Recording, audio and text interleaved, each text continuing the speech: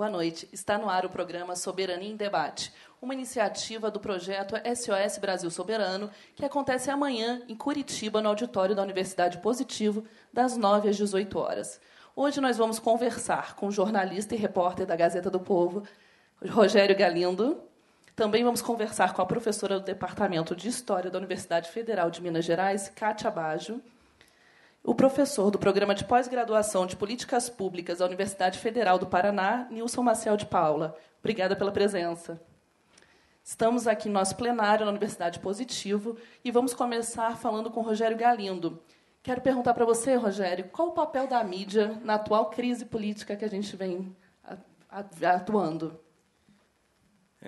Bom, primeiro, obrigado pelo convite, assim, obrigado pela iniciativa de vocês, que eu acho muito importante esse país. Acho que todos nós, principalmente desde ontem, estamos nos dando conta do tamanho da crise em que a gente está envolvido, né? O país muito dividido, acima de tudo, e acho que esse é o papel que eu acredito que a imprensa tem que ter, né? Principalmente, é o de tentar fazer com que as coisas não se tornem ainda mais divididas, com que o país ainda não saia ainda mais fraturado desse processo, porque é lógico que toda situação de crise como a que a gente vem vivendo coloca as pessoas em posições mais extremadas em algum momento, né? A gente vê o discurso do PT e do Lula ontem, por exemplo, né? Hoje o presidente falando sobre a condenação dele, vê ontem o pessoal aqui na frente da Justiça Federal comemorando a condenação do presidente. A gente vê que os dois discursos são muito extremados, que todo mundo está com os nervos à flor da pele. Não é para menos, né? Tudo que está sendo decidido, a reforma trabalhista, reforma da Previdência, são direitos básicos das pessoas. A gente vê a própria presidência da República em jogo no momento em que o Temer está para cair, vamos falar bem claramente. É possível que ele não dure mais aí 2 semanas no poder. Então, são coisas muito importantes que estão em jogo, e são 2 projetos muito distintos que estão em jogo. E as pessoas, é normal que, nesses momentos, radicalizem as suas posições. E a imprensa, muitas vezes, erradamente, do meu ponto de vista, joga mais gasolina nessa fogueira, fazendo com que haja uma demonização das partes, assim. Ou, às vezes, pelo contrário, né?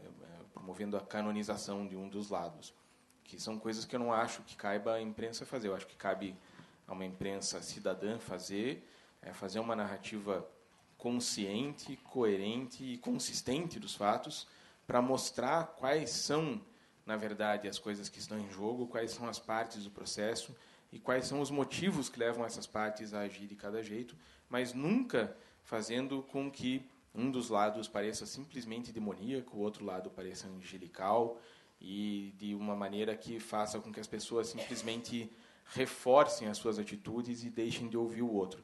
O papel da imprensa é fazer com que a gente ouça uns aos outros. A política a arte de a gente viver em conjunto. Na medida em que as pessoas não conseguem mais viver em conjunto, a coisa toda vai para o buraco. Eu não sei quanto tempo a gente tem para fazer essa fala inicial, assim, eu posso me estender um pouquinho.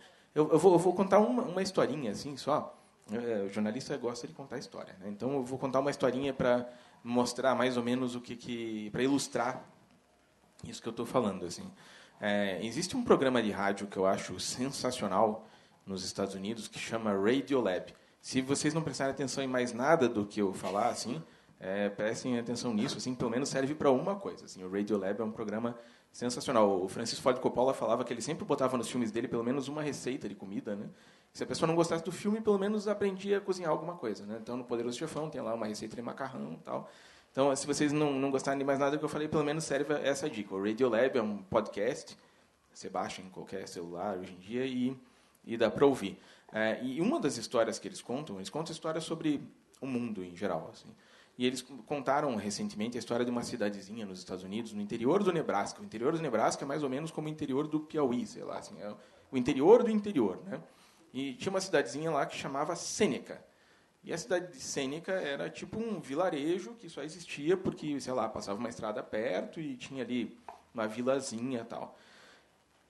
A cidade de Sêneca vivia, em parte, do turismo. Era uma cidadezinha pequena, como a estrada passava perto, as pessoas de vez em quando passavam ali para comer, para abastecer, sei lá, e eles gostavam de se vender como uma cidade bonitinha do interior, assim, mais ou menos como você vai aqui no interior do Paraná, tem aquelas cidades meio rurais, assim, aquela coisa meio bucólica, né? E eles tinham essa coisa assim meio de cartão postal.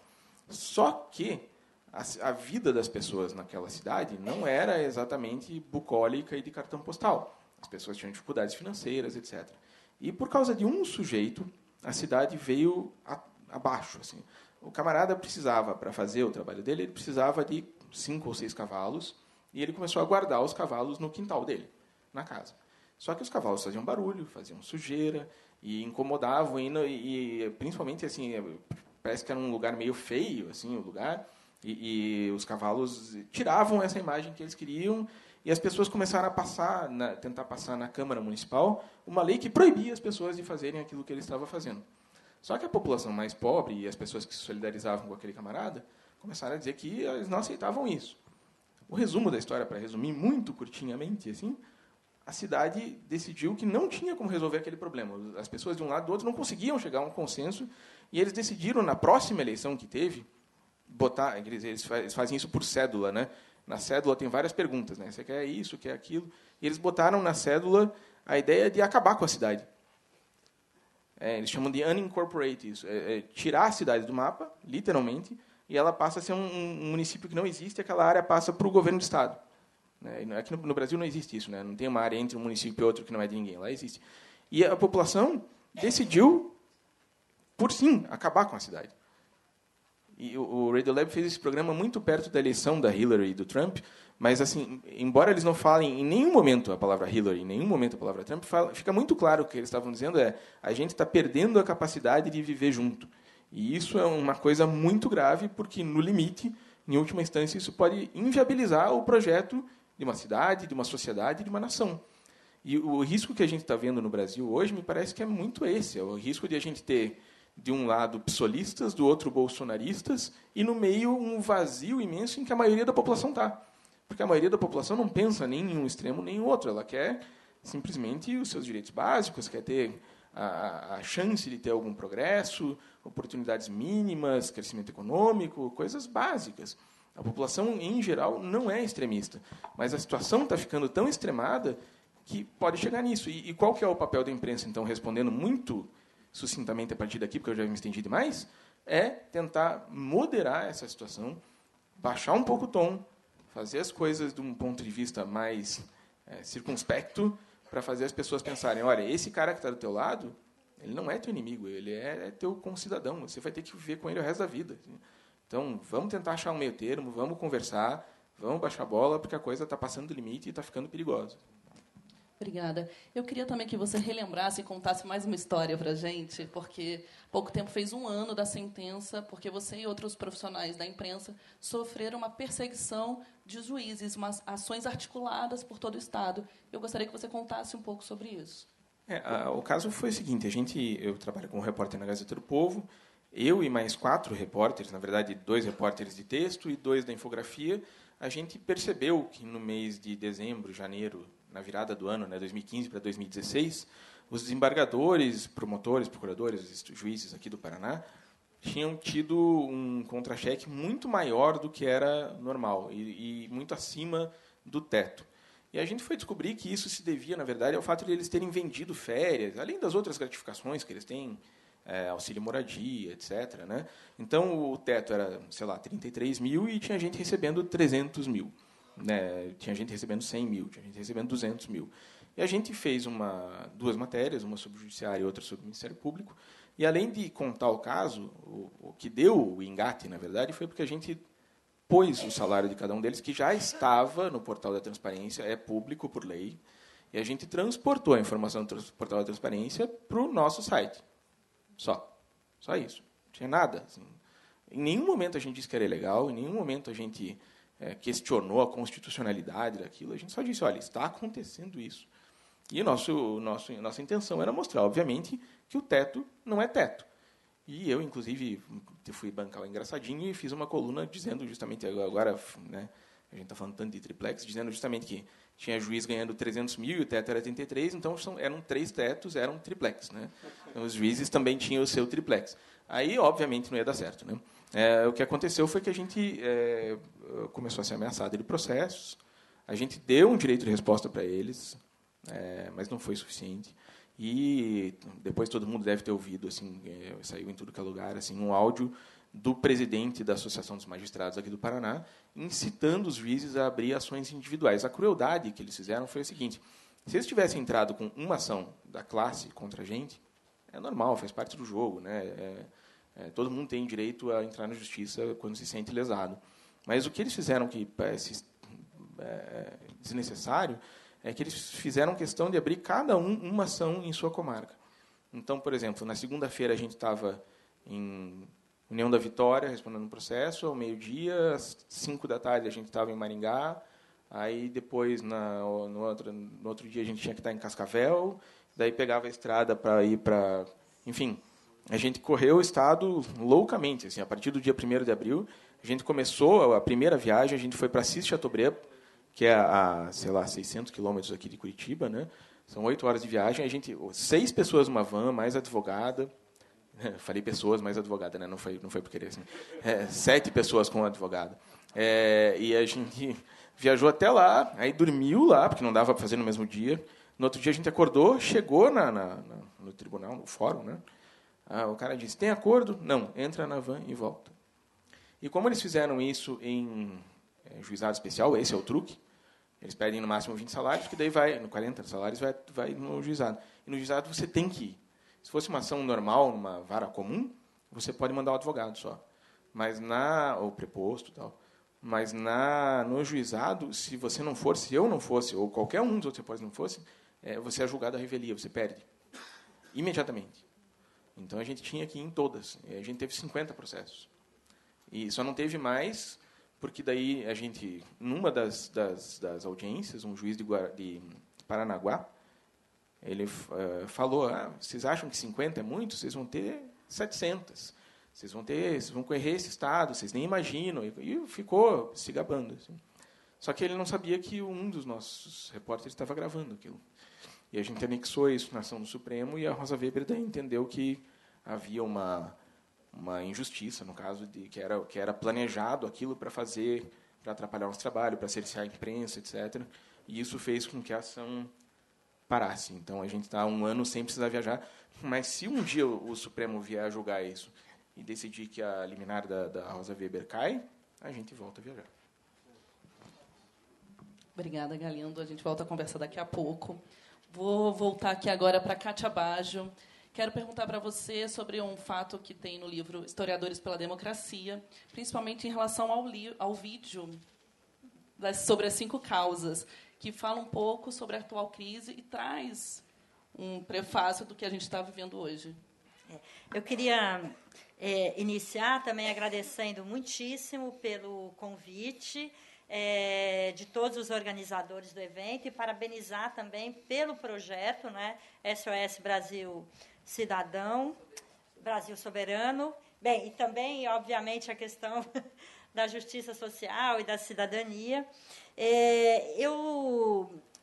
Algumas coisas que eu quero falar hoje, eu incorporei em 2 textos, um que eu publiquei, né, no livro Historiadores pela Democracia, que eu não sei se todos conhecem, que foi publicado o ano passado pela editora Alameda, e que reúne textos de 35 historiadores, a maioria brasileiros, a quase totalidade, e alguns colegas estrangeiros, sobre o processo que levou ao impeachment da ex-presidenta Dilma e também algumas questões paralelas ou relacionadas com esse processo. E, nesse texto, eu procurei levantar algumas relações entre o que começou a acontecer no Brasil a partir de 2013 até 2016. O texto foi escrito em julho, esse texto foi escrito em julho do ano passado, o livro saiu em agosto. E ao tentar compreender que eu acho que ainda tem muitas coisas relacionadas a 2013 que nós ainda compreendemos muito mal. Mas uma das coisas que me chamou a atenção foi algo que muito pouca gente tem falado. Foi publicado no dia 18 de junho de 2013, no auge das manifestações daquele ano, um vídeo no YouTube que supostamente foi publicado pelo Anonymous Brasil. Isso já é algo que me chamou a atenção, porque é algo muito estranho ter um Anonymous Brasil. Obviamente que não é o Anonymous.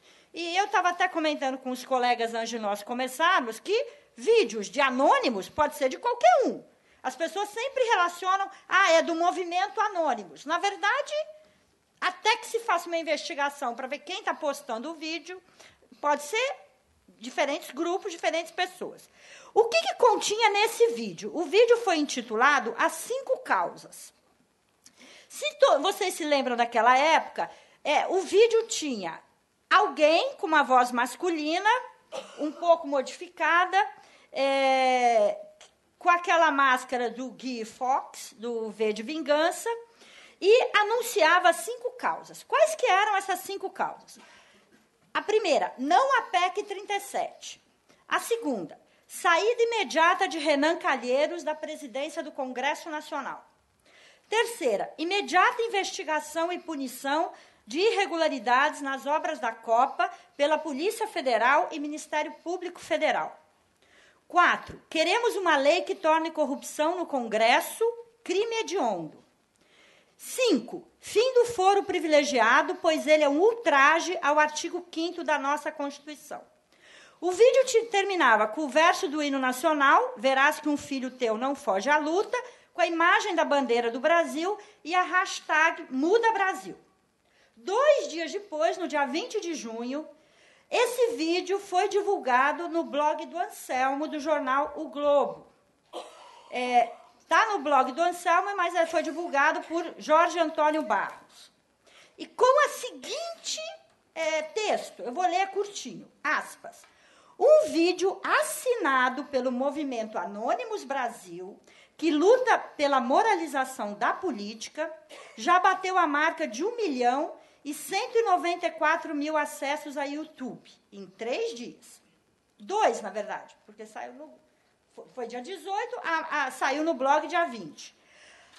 Continuando a citação, a produção com locução feita por voz distorcida e uma música que deve dar arrepios em políticos corruptos apresenta a ideia de 5 causas principais para não dispersar a onda de protestos nas ruas. Fecho aspas.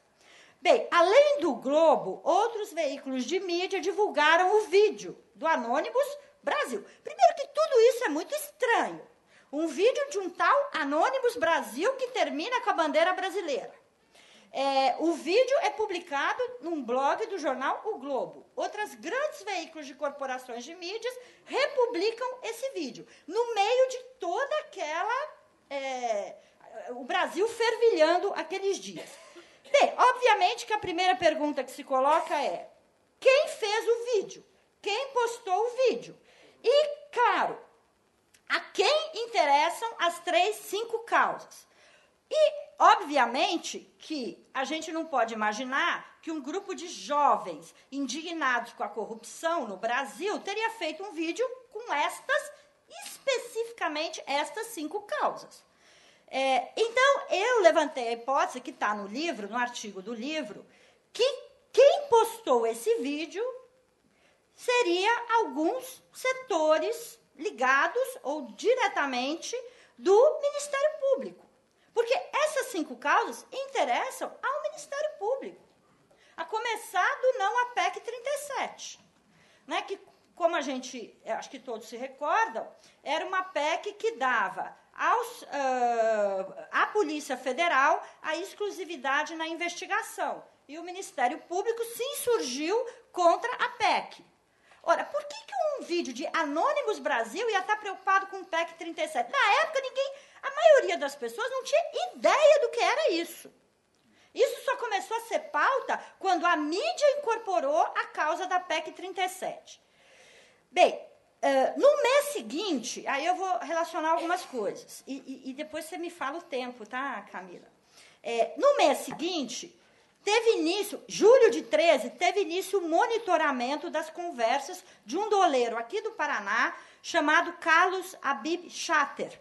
A investigação do Habib Chater é que foi denominada Operação Lava Jato. E depois, todas as investigações relacionadas a crimes de corrupção, e aí depois envolvendo a Petrobras, passaram a ter esse nome. No site do próprio Ministério Público Federal, se você procura lá Lava Jato, tem lá como tudo começou. Aliás, por onde começou? E está escrito lá que a Lava Jato começou em 2009, investigando crimes de lavagem de recursos relacionados ao ex-deputado federal José Janene, em Londrina, aqui no Paraná, e que estavam envolvidos o Alberto Youssef e o Carlos Habib Chater, que desapareceu de toda essa história que a gente não ouve mais falar dele. Bem, o que eu vou relacionar a tudo isso? Como todos nós sabemos, a primeira grande operação ostensiva da Lava Jato foi em março de 14. O Luiz Nassif, jornalista Luiz Nassif, num artigo publicado no portal GGN, em março de 16, 2 anos depois, em que ele intitulou Lava Jato, tudo começou em junho de 13, ele levanta a seguinte questão, aspas, agora é o Nassif. Até hoje, a Lava Jato não revelou como chegou às primeiras informações sobre a Petrobras, que permitiram expandir a operação para todo o país. Fecho aspas. Qual a hipótese do Nassif? A hipótese dele é que as informações sobre os esquemas de corrupção na Petrobras teriam chegado ao Ministério Público Federal em razão da cooperação internacional entre procuradores e policiais federais do Brasil, aliás, de vários países, para combater o crime organizado. E aí ele levanta também a seguinte questão. A gente não pode se esquecer que em 5 de junho de 13, o jornalista norte-americano Glenn Greenwald começou a publicar em vários jornais do mundo, né, o The Guardian, The New York Times, etc., aquelas matérias sobre a vigilância eletrônica global dos Estados Unidos, baseadas nos documentos da NSA, né, a Agência de Segurança Nacional, que foram vazados pelo Edward Snowden. Bem, o Snowden foi agente da CIA, ele mesmo admitiu isso e depois passou a trabalhar para a NSA. E foi revelado, então, pelo Snowden, que a NSA espionou. Todos nós sabemos disso, não só a Petrobras, como a presidenta Dilma. Bem, e o que foi também revelado no início de 15? Que o Procurador-Geral da República, ainda procurador, Rodrigo Janot, esteve por 2 vezes nos Estados Unidos, no início de 2015, acompanhado de integrantes da Lava Jato em atividades de cooperação. Em fevereiro de 15, ele participou de reuniões, segundo o próprio G1, portal do Grupo Globo. Aspas, reuniões no Banco Mundial, Departamento de Justiça, Agência Federal de Investigação, o FBI, e na OEA, para colaborar com as investigações do Judiciário norte-americano contra a Petrobras. Quer dizer, isso saiu no G1, a matéria do G1 é de julho de 16... Não, a matéria do G1 é de fevereiro de 15, quando o Janot viajou. O que me causou um espanto enorme nessa época, quando eu soube disso, foi algo que eu acho que deve espantar todos nós. O Procurador-Geral da República do Brasil vai aos Estados Unidos colaborar com uma investigação da Justiça norte-americana contra a mais importante empresa brasileira, né? Empresa estatal, mas como nós estamos, né, é uma empresa também com ações na Bolsa. Bem, a matéria do G1 transmite como se isso fosse algo normalíssimo. Agora, nós não podemos imaginar que algo invertido acontecesse. O importante integrante do Estado, com uma função de Estado importantíssima dos Estados Unidos, viesse ao Brasil para colaborar com uma investigação do judiciário brasileiro contra uma empresa norte-americana, seja ela uma empresa estatal ou privada. Não consigo imaginar algo similar.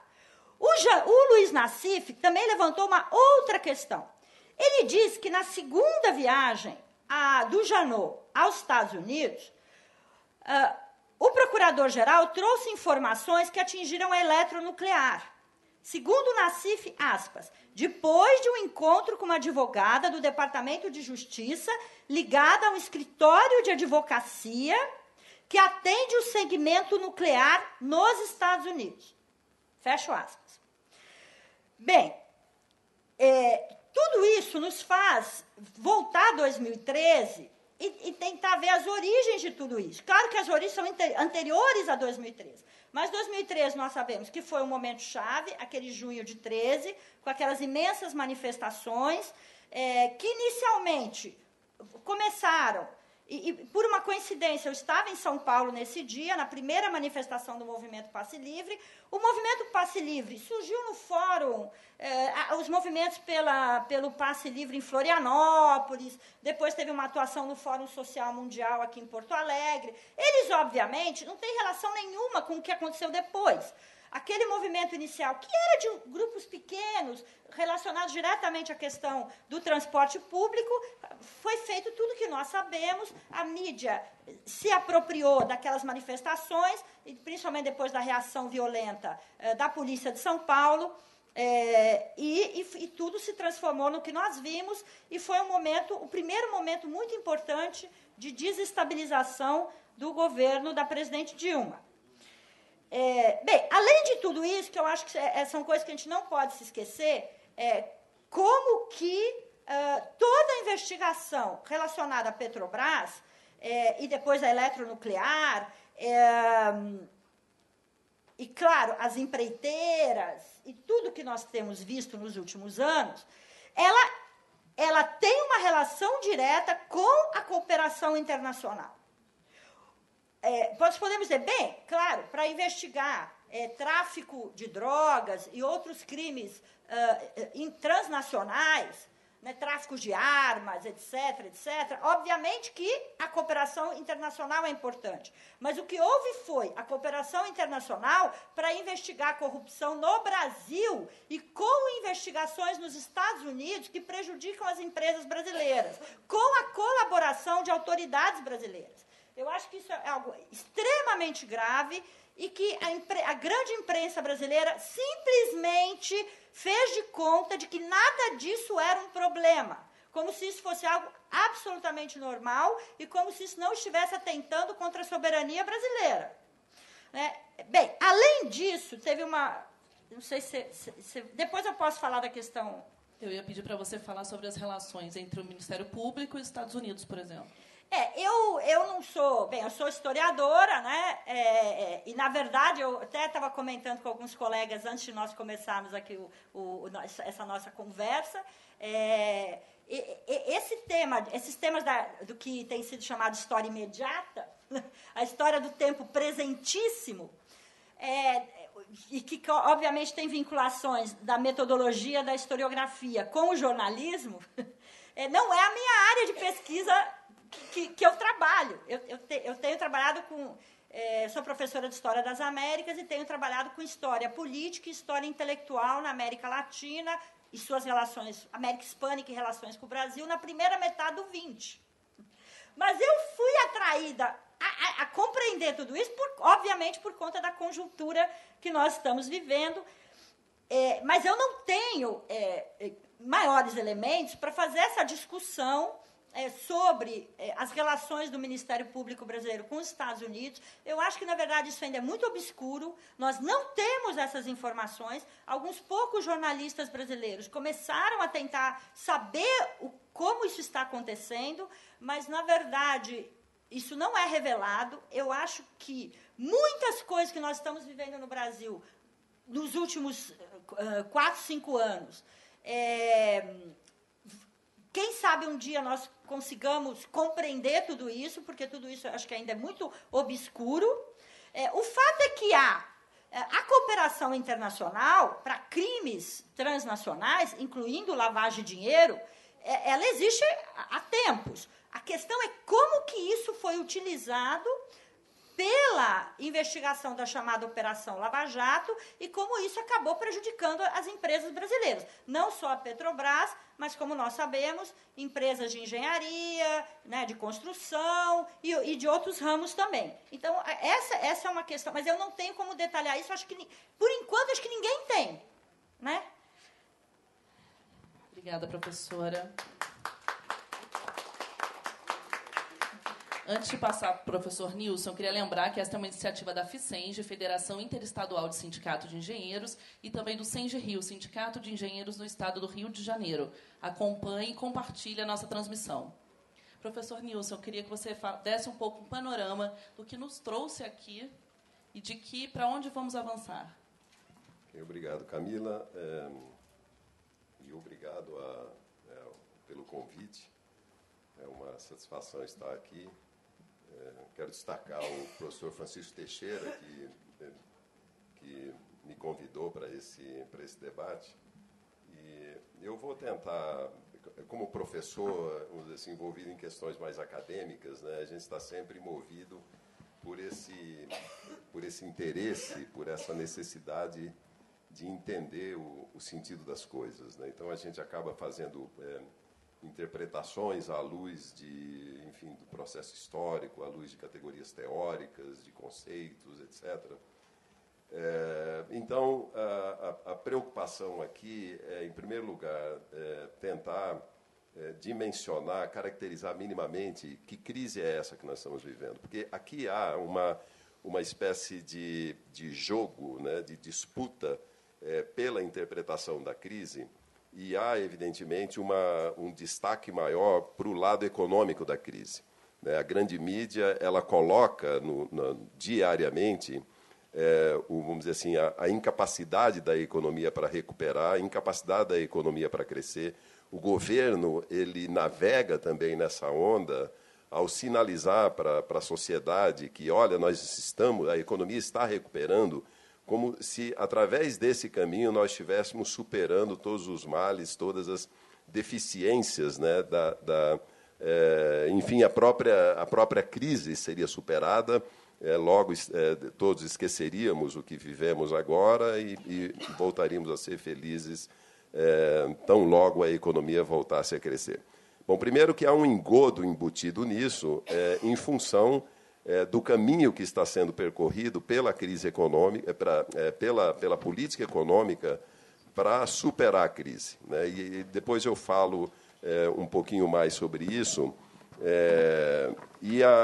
Mas o que eu gostaria de destacar é que nós estamos vivendo a complexidade da crise, ela envolve outros aspectos, né? Nós estamos diante de uma sociedade esgarçada, uma sociedade fragmentada, uma sociedade que está indo na direção do empobrecimento, e aqui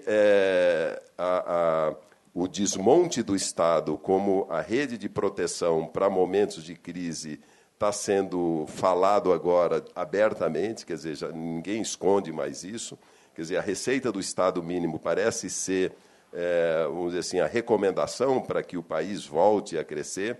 Atribui-se ao Estado, ao excesso de gastos, como sendo a causa para a crise que vivemos.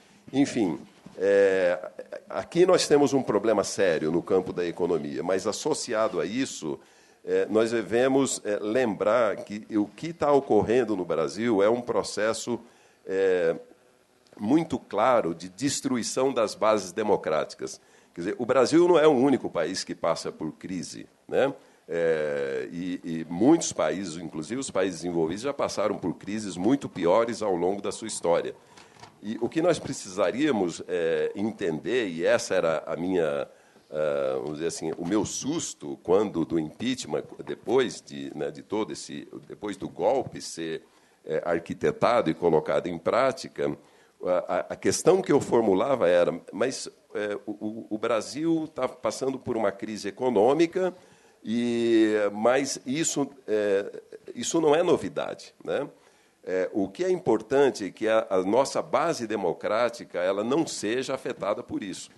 Bom, lê do engano, quer dizer, e aí é por onde o processo todo andou, e eu destacaria, né, o que significou concretamente essa destruição das bases democráticas, essa descaracterização da política, né? O empobrecimento da política.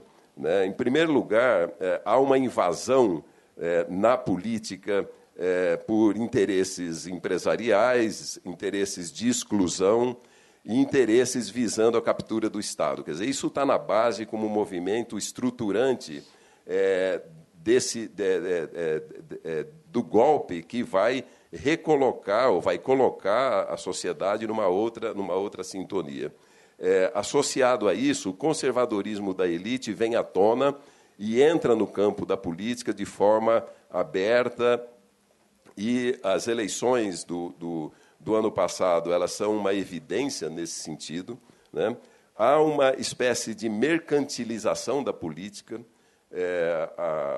vamos dizer assim, o alto custo das campanhas, as pessoas vendendo imagens, né, vendendo marcas, como caracteriza muito bem a Naomi Klein, né, no livro agora que ela lança, né, No is not enough, quer dizer, não adianta dizer não, né, nós precisamos fazer mais.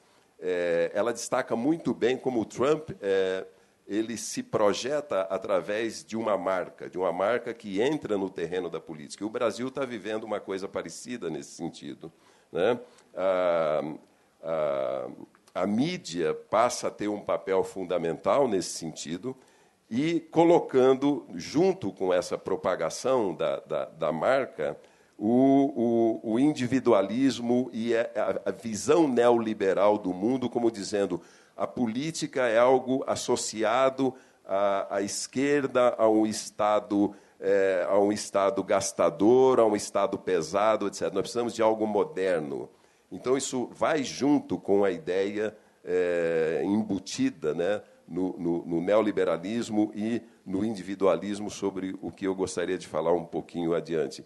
E a politização do Poder Judiciário, como já foi comentado aqui.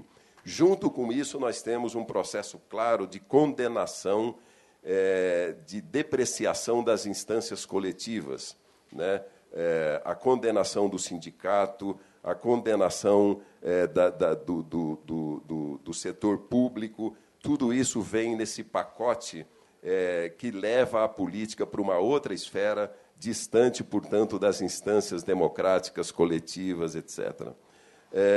Paralelamente a isso, e aqui eu coloco isso de forma muito mais como um lamento, as forças progressistas que viveram, como o Eduardo Fagnani, num artigo muito bom que ele publicou agora, como texto de discussão na Unicamp, que ele coloca o período de 88 a 2015 como um período de devaneio, né? Um pouco para dizer o seguinte: nós achávamos que tinha ocorrido uma mudança, né? E aí foi onde nós nos enganamos, e eu acho que as forças progressistas, de certa forma, embarcaram nesse projeto de prevalência do poder sobre um projeto de sociedade.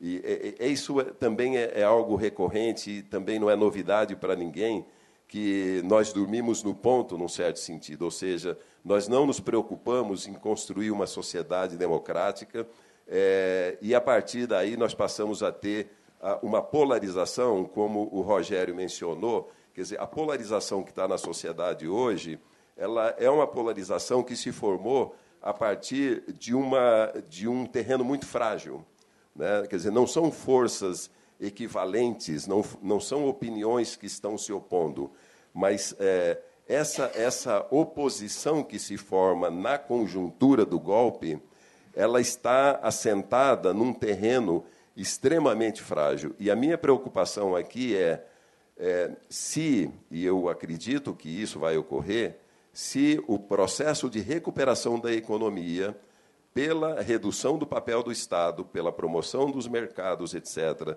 se isso não for bem sucedido, e eu duvido que seja, a reação dessa sociedade que está à margem da polarização, ela é totalmente imprevisível, né? Então, aqui nós voltamos um pouco naquela coisa, né? Você tem dois caminhos e um deles é a barbárie. E esse é o meu receio maior quando nós olhamos para os desdobramentos dessa crise. Nesse quadro, quer dizer, esse quadro ele é resultante de um processo histórico, né? Nós podemos lembrar aqui muito bem o Celso Furtado. Toda vez que a gente lê o Celso Furtado, a gente acha que ele está ficando cada vez mais atual, né? Parece que ele está falando o que está acontecendo hoje, né? Impressionante isso. E o Celso Furtado ele já dizia lá atrás que o Brasil se modernizou apenas na superfície. O Brasil fez uma casca de modernização porque ele abriu mão de construir competências e de construir uma sociedade homogênea e se satisfez com a construção de uma sociedade moderna de consumo. Então, nós nos modernizamos por incorporar valores de consumo e deixamos de lado e passamos a condenar a ideia de reformas, né?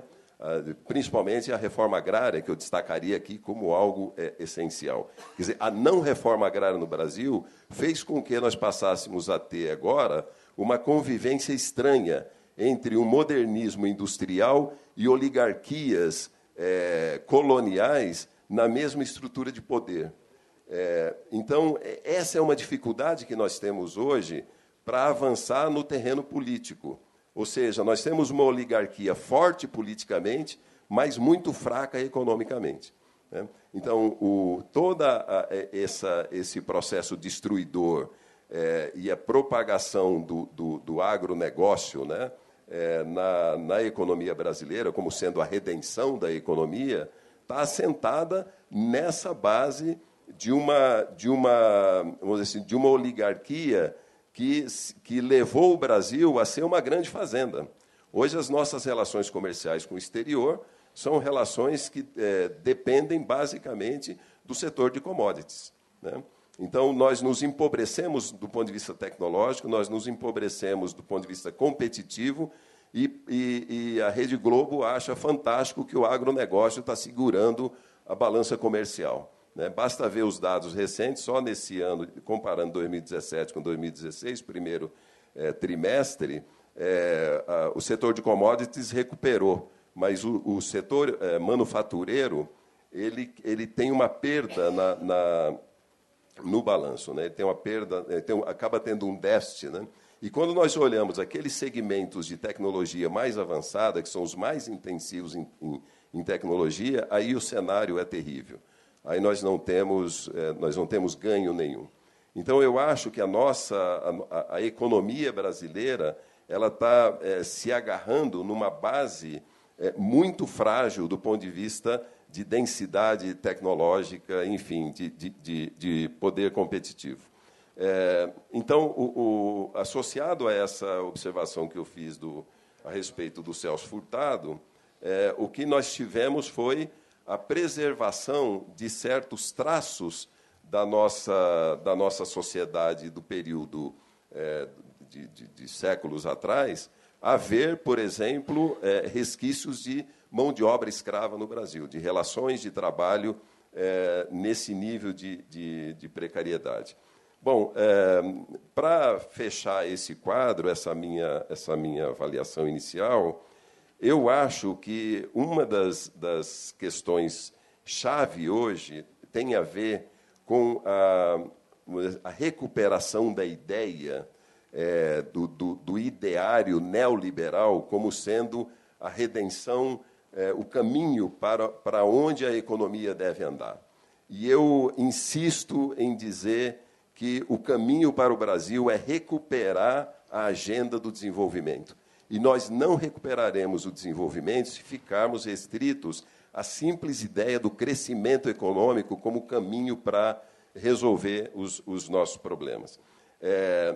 A ideia do crescimento ela está associada o que se diz, o que diz um termo, o termo em inglês se chama trickle down, que é a ideia de que se as classes acima enriquecem, isso tem um efeito que vai percolando para o restante da sociedade, e isso... Oi? Vai gotejando e a sociedade tende a ganhar com isso, né? Então, essa é uma visão que leva a você negligenciar a questão da redistribuição de renda.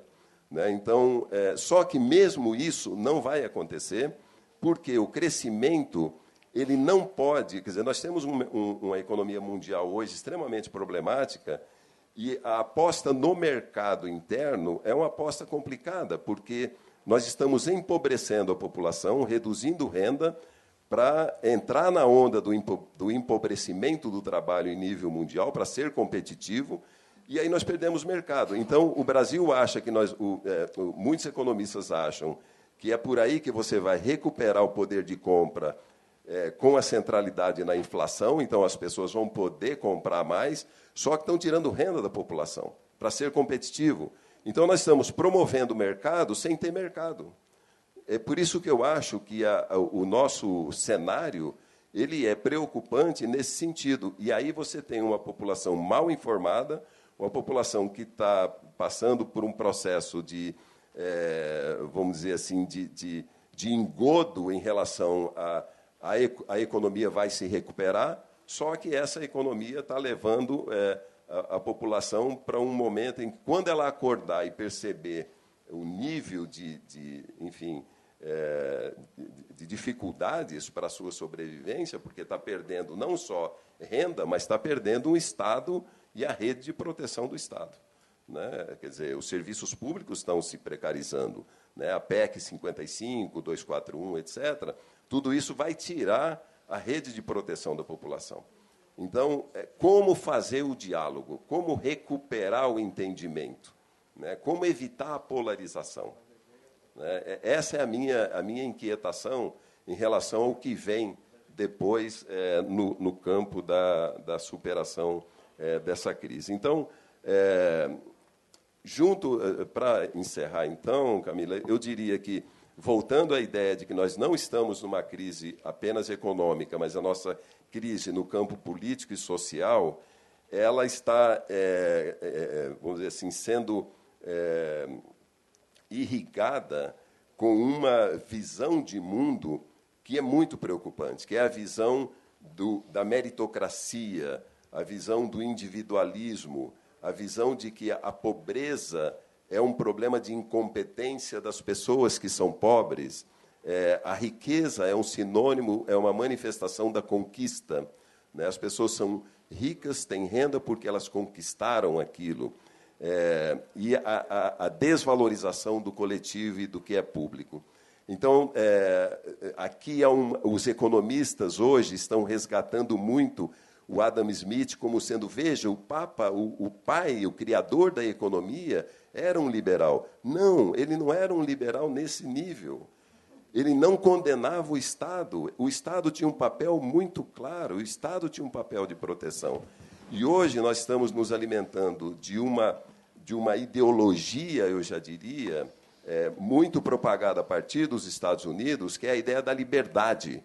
Quer dizer, a liberdade ela é um valor importante, mas a liberdade ela só funciona quando a sociedade é homogênea, né? Então, um pouco metaforicamente, nós diríamos o seguinte: se eu for correr com o Bolt, com o Usain Bolt, ele tem que me dar alguns quilômetros para a gente correr 10 metros, né? Porque, senão, nós não vamos conseguir, eu não tenho como competir com ele. Então, o que está acontecendo hoje é isso: você destrói os serviços públicos, destrói educação, destrói saúde, joga para o mercado, reduz renda e diz para a população: a educação é o único caminho, mas para você ter uma boa educação você precisa pagar, né? Aí a pessoa vai sendo empurrada cada vez mais para essa área do empobrecimento do trabalho, reduzindo sua renda, reduzindo sua condição de competir. Dá para falar em liberdade nesses termos? Dá para falar em liberalismo ou neoliberalismo? Né? Então, esse é o quadro que nós estamos vivendo, para colocar a coisa de uma forma mais ampla. Depois eu posso falar para onde nós podemos ir, né? Que saídas existem. Obrigado.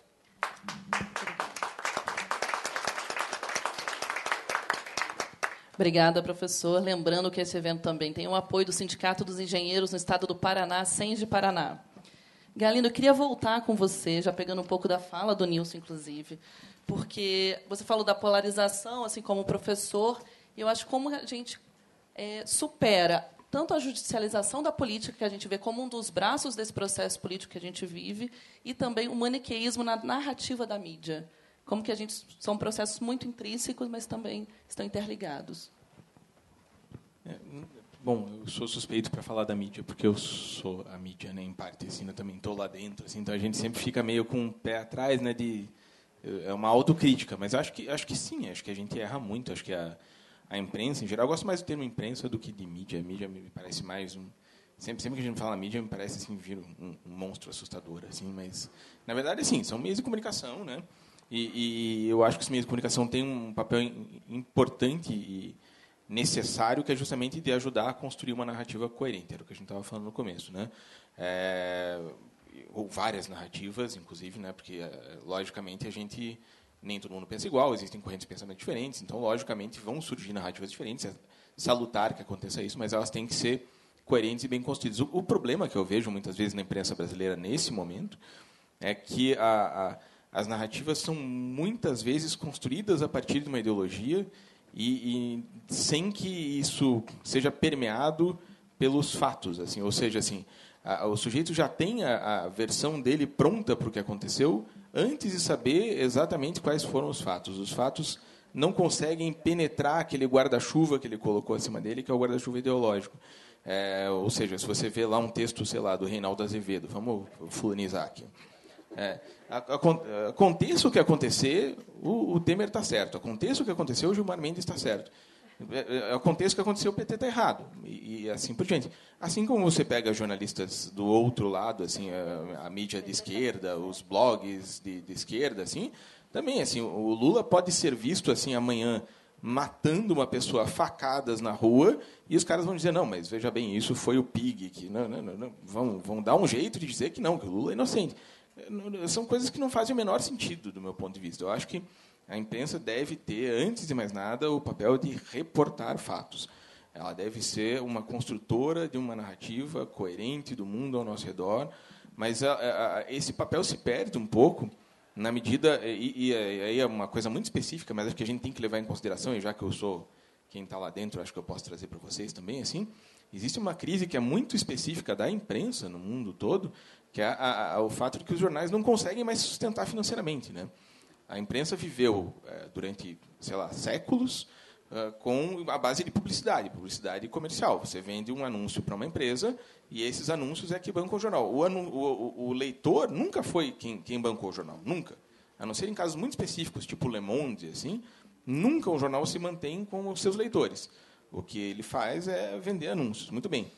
Só que agora veio o Facebook, veio o Google, e os dois roubaram toda a publicidade dos jornais. Então, a Gazeta do Povo, o jornal em que eu trabalho, por exemplo, deixou de circular na maneira impressa porque os anúncios não bancavam. A gente teve um prejuízo milionário. Eu digo a empresa, né? Teve um prejuízo milionário anualmente e não se sustentava, não tem como. Então, existe uma outra maneira de você tentar ganhar dinheiro com o jornalismo, que é você conseguir assinaturas, fazer com que o leitor pague. Só que, primeiro, o jornal tem que ser mais barato para isso, e com isso você tem que ter menos jornalistas. Por isso, às vezes, a cobertura fica mais superficial. Eu não estou falando aqui da Gazeta, mas estou falando de um problema geral do mundo todo. Então, as redações têm que ser mais baratas e, com isso, investem menos em jornalismo, em reportagem aprofundada, etc. E, segundo, você precisa de cliques, você precisa de leitores, loucamente. Você estabelece lá, sei lá, um jornal qualquer, e, de novo, não estou falando de um jornal específico, mas os jornais estabelecem metas de audiência, porque essa audiência é necessária para você conseguir mídia programática, para você conseguir anúncios e para você conseguir assinantes. Então, é isso que vai bancar o jornal. Só que, para conseguir visualização, às vezes, você apela para o espetáculo. E é uma coisa que a Gazeta do Povo não faz, por exemplo, assim, mas muitos jornais fazem, é o jornalismo de celebridades. Né? O Caetano Veloso estacionou no Leblon. Né? Porque isso aí dá muito clique. Assim, a fulana nua, o ensaio da Playboy, etc. Assim, a gente não apela para isso, mas você tem que ter tem que ter caráter para você não apelar para isso, porque a gente fica sem dinheiro, o jornal não tem como pagar o salário, às vezes, se você não apelar para esse tipo de coisa. E o que acontece? Você acaba dedicando esforço para essas coisas, para essas firulas, para essas bobagens, e não consegue se dedicar a fundo para o jornalismo como ele devia ser. Então, essa crise do jornalismo, essa crise da publicidade, assim, é muito grave, assim, porque ela fragiliza a nossa imprensa e fragiliza, inclusive, a possibilidade de surgirem veículos alternativos, que é uma outra discussão, né? E é possível que surjam outros veículos, que outras políticas de comunicação, por exemplo, poderíamos pensar para um Brasil justo e soberano? Eu nem sei se é uma questão tão política, assim. Eu acho que é... Não sei, eu não sei se é uma questão de intervenção política no sentido estatal, assim, por exemplo. Eu acredito que não. O que eu acredito é que a gente ainda está na infância de uma nova era de imprensa, assim, e que a gente está descobrindo caminhos. A Ednúbia, que está aqui, é colega do Alexandro, lá no Senge, né?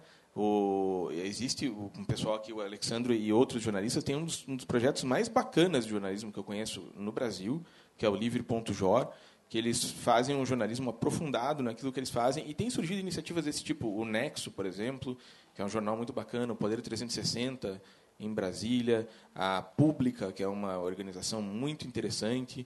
São veículos pequenos, dedicados normalmente a um assunto, ou a um grupo pequeno de assuntos, e que se mantém com métodos alternativos, digamos assim, sem conseguir anúncios em grande escala. Eu acho que talvez esse seja o futuro, veículos especializados. Mas os veículos generalistas hoje estão com uma crise que eu, sinceramente, não sei, não acho que no curto prazo isso vai ser solucionado, e é um problema também. Obrigada.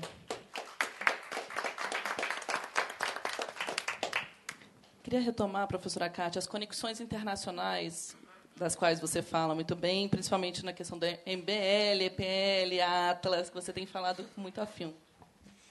Bem, eu, antes de começar, agora, essa segunda parte, né, que eu havia falado à Camila, que eu gostaria de abordar, eu quero agradecer também, além eu já falei dos organizadores, né, o Sindicato dos Engenheiros do Rio de Janeiro, aqui do Paraná, mas também ao professor Francisco Carlos Teixeira da Silva, né, que também me convidou, então eu queria agradecer novamente.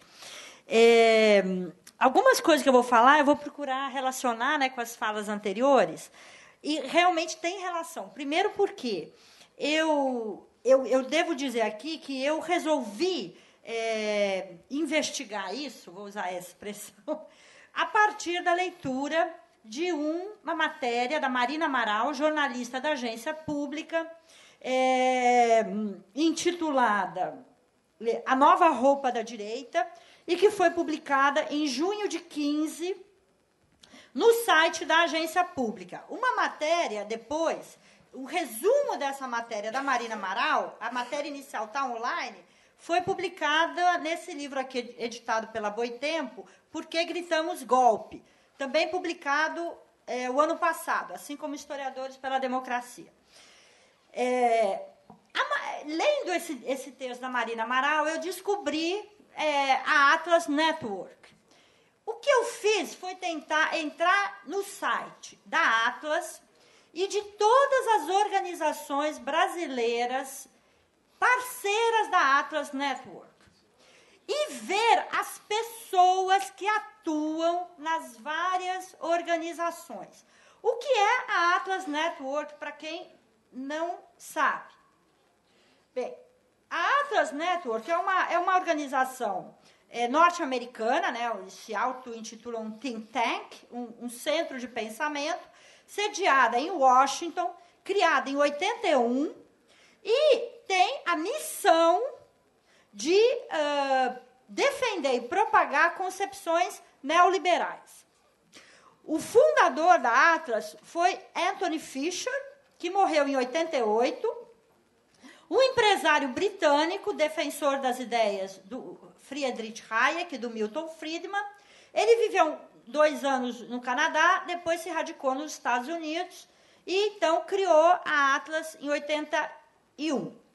Desde 91, a Atlas é presidida por um argentino radicado nos Estados Unidos, chamado Alejandro Chafuen. Lá ele é conhecido como Alex. Bem, o que tem isso com o Brasil? A Atlas, ela possui, a última vez que eu entrei no site, mais de 460 organizações parceiras em mais de 90 países. A maioria das organizações está sediada dentro dos Estados Unidos, cerca de 170. Em segundo lugar, na Europa e Ásia Central. E em terceiro lugar, América Latina e Caribe. No Brasil, são 12 as organizações parceiras. E essas organizações parceiras tiveram uma atuação muito forte na mobilização pelo impeachment da presidente Dilma. Entre essas organizações está o Instituto Millennium, e aí entra a mídia, as grandes corporações de mídia. O Millennium é parceiro da Atlas e de outras organizações de defesa do neoliberalismo no Brasil e em outros países. Como todos sabemos, o Instituto Millennium tem entre seus patrocinadores os grupos Abril e RBS. O Grupo Estado aparecia entre os mantenedores até 2016. Até 2016. Esse ano já não aparecia mais, pelo menos até o mês passado, que eu olhei lá. Entre os integrantes da Câmara de Mantenedores estão o João Roberto Marinho, do Grupo Globo, o Nelson Sirotsky, do Grupo RBS, além de muitos empresários, tanto empresários de diversos setores da economia brasileira. Entre eles, Armínio Fraga, que, como nós sabemos, empresário do setor financeiro. Bem, enfim... então, isso que você disse sobre a imprensa, eu acho que é uma visão um pouco idealizada da imprensa. Quer dizer, a imprensa deveria cumprir este papel de informação dos fatos. Mas, como historiadora, eu tenho que dizer que ela nunca fez isso. Nunca fez isso. A imprensa no mundo e ao longo da história, sejam jornais, sejam as novas mídias, sejam revistas, ela sempre escolheu um lado. Sempre escolheu um lado. A questão... eu vou dar um exemplo que pode parecer distante, mas foi um dos que mais me impressionou. Eu tenho uma ex-orientanda que trabalhou com o impacto da Revolução Mexicana na imprensa brasileira. E num dos jornais que ela estudou, brasileiros, a partir de uma notícia de agências internacionais, estava publicado que o Exército Libertador do Sul, dos zapatistas, era um bando de leprosos. Saiu na matéria. Ela reproduz isso. Que eles eram leprosos. Quer dizer, claro que, obviamente, que a imagem é absolutamente... claramente para desqualificar, mas chega a esse ponto. Então, a gente às vezes vê o que a imprensa faz hoje e nos surpreende, mas quando a gente vai olhar a imprensa ao longo da história, a gente vê a manipulação dos fatos. O que a imprensa fez no Chile, a imprensa liberal e conservadora, durante o governo Allende, foi isso que alguns estão chamando, entre aspas, de imprensa de guerra. Foi uma imprensa que agiu para derrubar e manipulou imensamente. E sempre misturando com acontecimentos efetivos, porque é a coisa da meia-verdade. Porque nunca é uma mentira completa, é sempre a meia-verdade. Então, eu acho que os jornalistas, aí eu vou dizer como historiadora, eles têm que se autoconvencer que essa é a missão da imprensa, porque isso é importante, eles têm que se autoconvencer disso, até para trabalhar eticamente. Mas a história da imprensa, a história do jornalismo no mundo, não é isso. Não é isso. Na verdade, a imprensa toma partido, sim. Né? Agora, ela pode ser mais ou menos manipuladora, ela pode ser mais ou menos comprometida com o que acontece efetivamente. Tem limites. O problema que está acontecendo no Brasil nos últimos anos é que os limites estão sendo subvertidos. Há uma subversão desses limites aceitáveis. E que são aceitáveis porque você tem jornais filiados, jornais, revistas e emissoras de televisão, rádio, etc., filiados a diferentes perspectivas de mundo, a diferentes projetos político-econômicos. Isso é aceitável, sempre foi assim. O que não é aceitável é, em nome da defesa de determinados projetos, a manipulação chegar a níveis impressionantes, fora de qualquer limite. Eu acho que agora, dizer que a imprensa é imparcial, isso nunca existiu na história da imprensa. Não estou dizendo que você falou, mas é porque aí... a historiografia, claro, outros ramos da ciência, outras áreas das humanidades também, a sociologia, o próprio campo da comunicação social, tem trabalhado com isso e tem demonstrado isso. Né? Bem, mas, além disso, agora eu me estendi demais, mas eu quero falar de uma outra coisa, que eu também comentava com os colegas antes da gente começar aqui nossa conversa, e que está diretamente relacionado ao que o professor Nilson falou, que é essa questão de uma ideologia que eu chamei num texto que eu publiquei. Eu acabei publicando nos anais de congresso. Por quê? Como era uma área muito nova para mim, eu resolvi não mandar para nenhuma revista. Até porque eu queria que o texto saísse muito rapidamente. E num periódico acadêmico ia tardar mais. Então, eu publiquei nos anais do 12º Congresso da Associação Nacional de Pesquisadores de História das Américas, ANPLAC. Eu dei por título do texto Conexões Ultraliberais nas Américas, o think tank norte-americano Atlas Network e suas vinculações com organizações latino-americanas. Mas eu enfatizei o Brasil no texto. Agora, eu até tenho a intenção de ampliar. Nesse texto, que está online nos anais da ANPLAC, eu tentei mapear, como eu falei, todas as organizações brasileiras, quem são essas pessoas, e várias vezes as mesmas pessoas, elas participam de várias organizações. Né? Então, elas estão no Millennium, elas estão no Instituto de Estudos Empresariais, aqui de Porto Alegre, elas atuam em diferentes organizações. Bem, eu falei que são 12 no Brasil. Né? Então, no Rio de Janeiro tem o Centro Interdisciplinar de Ética e Economia Personalista, o Instituto Liberal e o Millennium. Em São Paulo, o Instituto de Formação de Líderes de São Paulo, o Instituto Liberal de São Paulo, o Ludwig von Mises Brasil e o Centro Mackenzie de Liberdade Econômica, que é ligado à Universidade Presbiteriana Mackenzie. 2 em Belo Horizonte, Estudantes pela Liberdade e Instituto de Formação de Líderes. E 2 em Porto Alegre, o Instituto de Estudos Empresariais e o Instituto Liberdade do Rio Grande do Sul. E uma em Vitória, Instituto Líderes do Amanhã. Vitória do Espírito Santo. Essas organizações não são as únicas que defendem projetos neoliberais no Brasil, mas são as vinculadas à Atlas. O que eu consegui descobrir? Claro, eu já disse aqui, eu não fui a primeira a começar a investigar isso.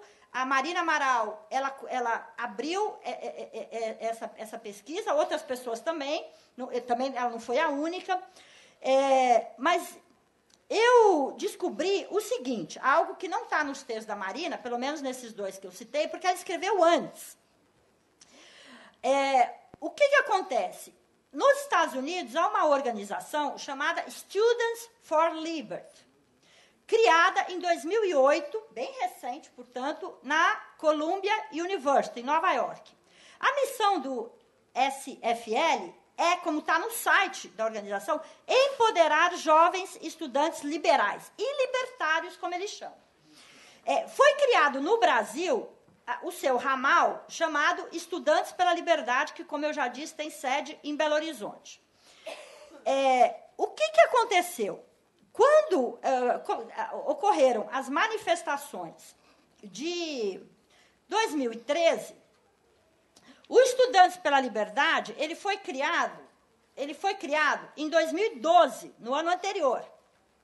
O EPL brasileiro foi criado em 2012 e foi criado num seminário que aconteceu em Petrópolis, de uma outra organização neoliberal, chamada Instituto Ordem Livre. Então, esse Instituto Ordem Livre promoveu um seminário, e nesse seminário foi criado Estudantes pela Liberdade, com sede em Belo Horizonte. Quando ocorreram as manifestações de 2013, o próprio diretor lá do EPL de Belo Horizonte afirmou, em entrevista para Marina Amaral, que eles chegaram a participar, mas que estava muito complicado de participar em 2013, porque as pautas eram muito variadas, então eles não tinham como explicitar as pautas ultraliberais do movimento. Aí, o que eles fizeram? O Students for Liberty norte-americano, assim como a Atlas Network, elas são consideradas organizações sem fins lucrativos. Então, eles têm isenção de impostos. Mas tem como regra, pela legislação norte-americana, não participar de atividades político-partidárias. Então, como o EPL é um ramal do Students for Liberty, eles criaram, em novembro de 14, logo depois das eleições, o Movimento Brasil Livre. O Movimento Brasil Livre, apesar de que eles não gostam de admitir isso, mas esse Juliano Torres, que é o diretor do EPL, ele admitiu nessa entrevista para Marina Amaral, que, como eu disse, está no texto da Agência Pública, a nova cara da direita. Ele admitiu que eles criaram o Movimento Brasil Livre para poder participar dos movimentos pelo impeachment sem qualquer restrição em relação ao Students for Liberty original. Então, eu vou citar um trechinho da entrevista desse Juliano Torres. Todos são muito jovens, para a Marina Amaral. Quase todos são estudantes universitários, a maioria deles que participam do Students for Liberty, do Movimento Brasil Livre, a maioria deles de cursos como administração de empresas, direito, economia, relações internacionais, ciência política, mas há de outros cursos também. Bem, então diz o Juliano Torres, aspas, quando teve os protestos em 2013 pelo passe livre, vários membros do Estudantes pela Liberdade queriam participar. Só que, como a gente recebe recursos de organizações como a Atlas e a Students for Liberty, por uma questão de imposto de renda lá, eles não podem desenvolver atividades políticas. Então, a gente falou, os membros do EPL podem participar como pessoas físicas, mas não como organização para evitar problemas. Aí a gente resolveu criar uma marca. Não era uma organização, era só uma marca, para a gente se vender nas manifestações como o Movimento Brasil Livre. Aí ele fala que eles chamaram o Kim Kataguiri, o Renan Haas, que na verdade Haas nem é o nome dele, é Renan Santos, e outros personagens que se tornaram conhecidos. O que eu descobri? Entrando no site de todas essas organizações, no início desse ano, eu descobri que o Estudantes pela Liberdade publicou uma contabilidade no site. E depois eu vi no Facebook do Juliano Torres, que a gente descobre, e que também estava no Facebook do Students for Liberty Brasil, porque, além do EPL, eles também se autodenominam Students for Liberty Brasil, porque há vários jovens brasileiros vinculados ao Students for Liberty dos Estados Unidos. E eles estão ganhando força em várias universidades. Esses jovens, aí é uma questão que não é das mais importantes, mas eu acabei chamando de ultraliberal, até porque o termo neoliberal já ganhou outros sentidos ao longo da história.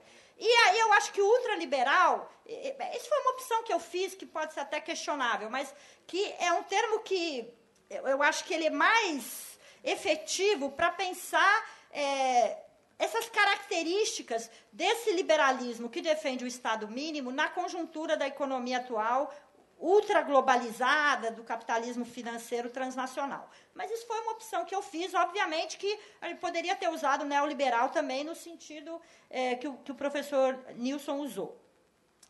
Só para ir terminando, o que aconteceu? Eu descobri, quer dizer, eu não estou me vangloriando por isso, eu acho que tem outras pessoas que começaram essas investigações, mas eu acabei entrando no site do EPL e consegui comprovar que aquilo que o Juliano Torres disse para a Marina Amaral está na contabilidade, porque está lá os recursos recebidos pelo EPL da Atlas Network, que aparece com o nome oficial da organização, porque não é, o Atlas Network é um nome fantasia, o nome que a organização mantém nos Estados Unidos é Atlas Economic Research Foundation. Então, na contabilidade do EPL aparecia Atlas Economic, então, obviamente que é a Atlas, e aparecia o Students for Liberty. Entre 1912, quando o EPL foi criado, e agosto de 16, a contabilidade está publicada no site do EPL em dezembro do ano passado, mas diz respeito até agosto. Ou seja, o mês em que a presidente Dilma foi definitivamente afastada. Então, entre 12 e 16, os recursos declarados na contabilidade da Atlas e do Students for Liberty cresceram cerca de 10 vezes.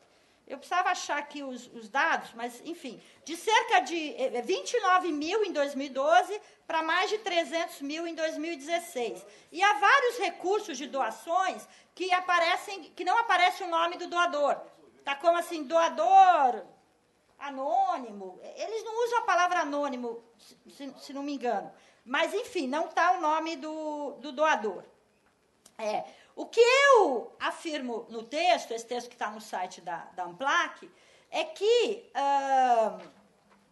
para mim, eu acho que é muito evidente que esses recursos foram utilizados não só na formação de grupos neoliberais em universidades do Brasil todo, que eles atuam, mas também nas próprias manifestações pró-impeachment, porque o MBL é um braço do EPL, e é um braço do Students for Liberty no Brasil. Ou seja, nenhuma dessas organizações, claro, algumas delas, como a gente sabe, o Vem Pra Rua, tem laços mais estreitos com o PSDB, mas no caso do Movimento Brasil Livre, tem esses laços estreitos com organizações dos Estados Unidos, não só com a Atlas Network, porque a Atlas Network recebe recursos de grandes corporações. Eu não tive como confirmar isso, porque isso não está no site da Atlas, não é transparente. Mas consta, a própria Marina Amaral afirma isso, que eles recebem recursos, inclusive dos irmãos Koch, ligados ao setor de petróleo e gás, do Cato Institute e de outras organizações norte-americanas. Ou seja, há uma ampla articulação transnacional para que essas ideias do defensor do Estado mínimo, do desmonte do Estado, de todas as propostas de Estado de bem-estar social, da privatização da educação, da saúde, e tem uma outra pauta que está no site do MBL, do Students for, que é a liberdade de portar armas, né? Isso, todos eles defendem isso, essas organizações defendem isso, que não haja controle, que seja esse modelo norte-americano seja aplicado no Brasil e em outros países.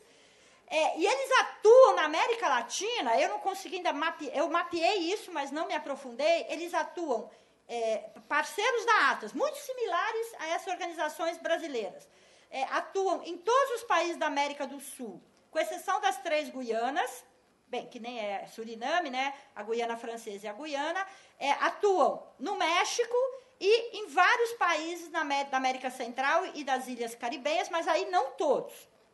E eles têm organizações que atuam com muita força na Argentina. Os países que têm mais organizações é Argentina, Chile e Brasil, tá? Mas eles atuam na Venezuela, no Equador, na Bolívia, em todos os países da América, Colômbia, etc. Só para... Agora eu achei a parte do texto que tem os dados.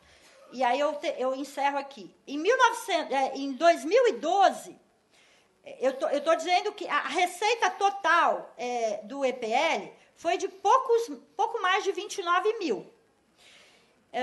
Em 2016...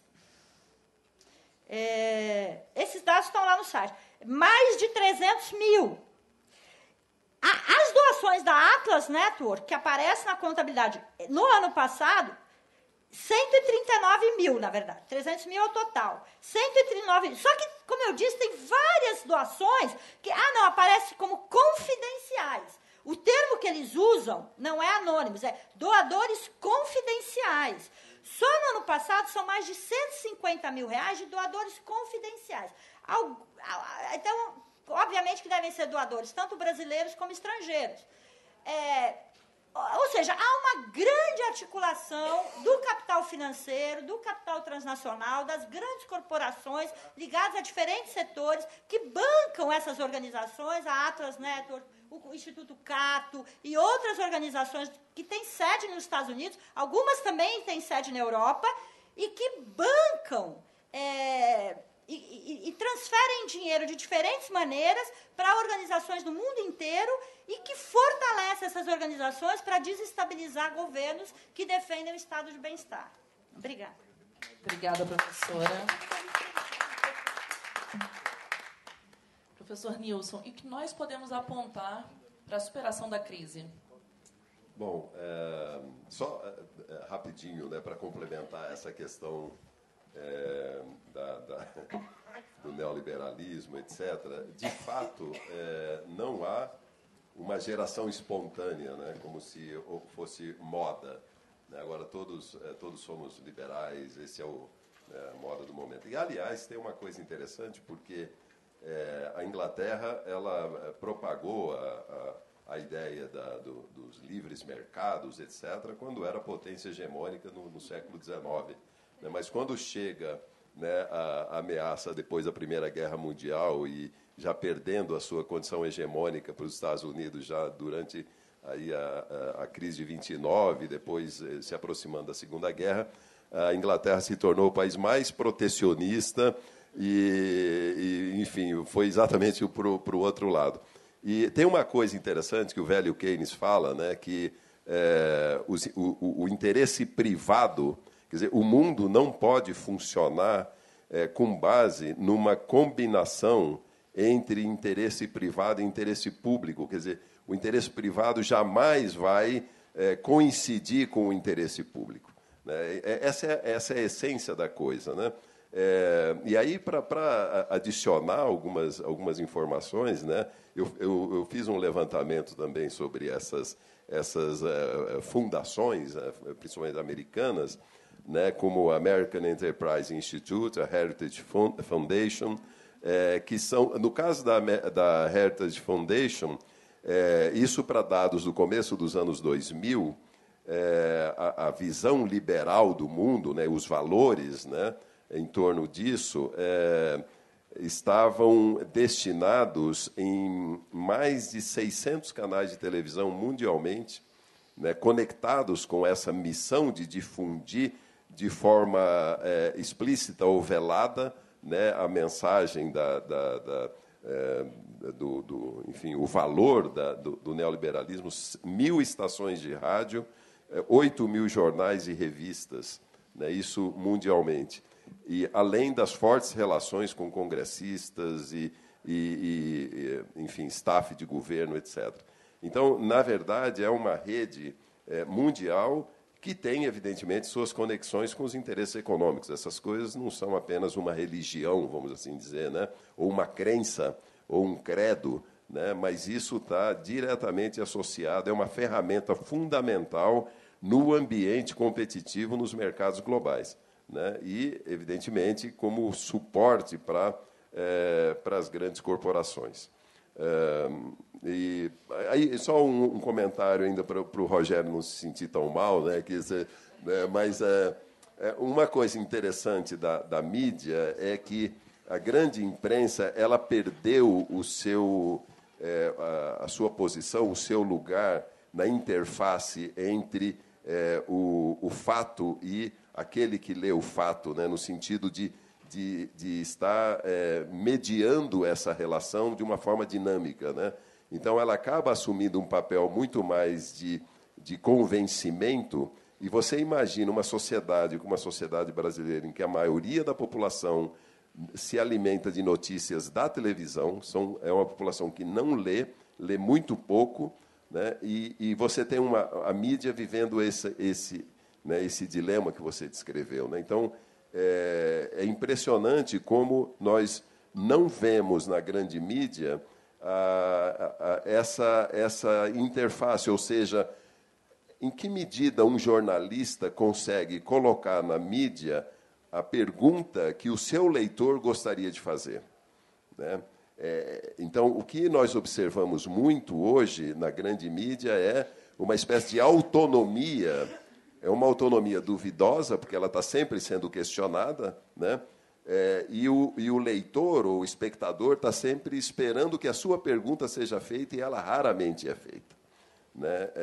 Então, nós vemos muito essa coisa do comentário à distância, né? Você critica à distância, mas você não se coloca perto do fato, né? Para questionar o político abertamente, para questionar o ator, né? O ator do fato, né? Diretamente. Então, esse distanciamento ele acaba fazendo com que a mídia vá perdendo a sua própria, vamos dizer assim, não respeitabilidade, mas ela vai se tornando mais frágil aos olhos de um leitor mais crítico, né? Então, a gente acaba... eu só gostaria de fazer esse comentário rapidamente. Bom, a questão daí em relação ao que nós podemos esperar para o futuro, né? Quer dizer, o que nós poderíamos projetar, eu acho que é fundamental resgatar o protagonismo do Estado, né? O Estado ter uma força de condução, não só do ponto de vista da economia, para colocar a economia vamos dizer assim, na sua vamos dizer assim, inserção nos mercados globais. Nós não podemos... Eu não estou defendendo aqui a ideia de você se fechar para o mundo, não é isso, né? É o contrário, quer dizer, é você construir competências, construir capacidade para competir, e para isso é fundamental ter uma política de inovação, ter uma política de desenvolvimento industrial, ter uma política que coloque o país na fronteira da competição. Senão, nós vamos continuar dependendo do agronegócio, por mais moderno que o agronegócio seja. E aí nós temos outros problemas que derivam disso no campo, né? Essa questão, por exemplo, da agricultura familiar, que hoje já está olhando para o quadro um pouco mais de receio do que há 10 anos atrás ou até recentemente. Então, o ponto aqui é que o Brasil precisa recuperar uma agenda para poder competir. Isso envolve educação, mas educação pública, porque não adianta todo mundo dizer educação é fundamental, mas tira a educação do Estado e você não constrói competência para desenvolver tecnologia, por exemplo, né? Então, esse é um ponto importante. O outro ponto é que nós precisamos recuperar o dinamismo do mercado interno, né? Não dá para esperar que os trabalhadores brasileiros sejam apenas trabalhadores para tornar uma indústria não competitiva pela redução de salário, né? Ou pela elevação da sua carga de trabalho, né? Como as reformas agora estão apontando. Nós não vamos desenvolver mercado apenas a partir de reformas artificiais, né? De reformas como essas que estão sendo colocadas aí enfim, estão sendo aprovadas, né? O Brasil precisa, na minha avaliação, recuperar uma geopolítica que estabeleça parcerias, se aproxime de países com os quais possa haver cooperação rumo ao desenvolvimento, né? Quer dizer, não se trata apenas de explorar mercados, mas de quebrar, quer dizer, de se formar um arranjo contra-hegemônico, né? Um arranjo pela via dos BRICS, pela via dos países em desenvolvimento, para você estabelecer cooperação. Porque se concentrar numa relação com as economias centrais, nós estamos, não dá para se iludir com isso, né? Nós estaríamos e estaremos, né, participando muito mais de uma submissão a uma agenda já estabelecida, é uma agenda que que já permeia os organismos multilaterais. Os organismos multilaterais são, vamos dizer assim, eles referendam a ideia de que o mundo precisa ser aberto, de que os países precisam se abrir para os mercados. O caso da OMC é típico, né? Quer dizer, a ideia de você promover o livre comércio, né? O livre comércio vai resolver os problemas, né? É um caminho para o desenvolvimento, né? Isso não acontece, as nações desenvolvidas não embarcam nisso, né? Os países são protecionistas estrategicamente. E eu acho que o país precisa recuperar esse sentido de fazer política externa usando os mecanismos que são necessários para o desenvolvimento nacional. Se for necessário proteger, tem que proteger. Nós não podemos apenas ser obedientes de uma receita colocada mundialmente, como se todos estivéssemos participando do que se chama de, vamos dizer assim, do terreno homogêneo, né? Daquele terreno que se chama de level playing field, que é a ideia de que todos nós estamos nas mesmas condições para competir. Não estamos, né? Os chineses não chegaram onde chegaram fazendo livre comércio, né? Eles dosaram a política cambial para exatamente conquistar o mundo e se protegeram naquilo que foi necessário, né? O Brasil precisa fazer esse ajuste.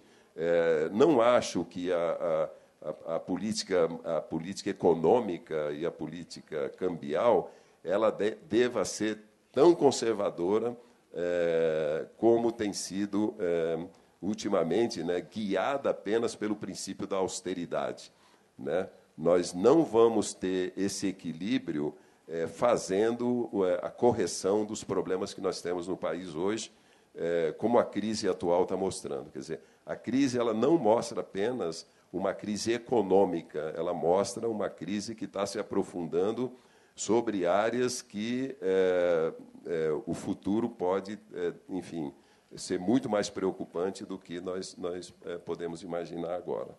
Então, eu diria que nós precisamos recuperar o protagonismo, não apenas do ponto de vista econômico, comercial, mas do ponto de vista da geopolítica também. Acho que nós não podemos continuar dependendo de exportações de commodities. Nós não podemos ser apenas um país que segue, né,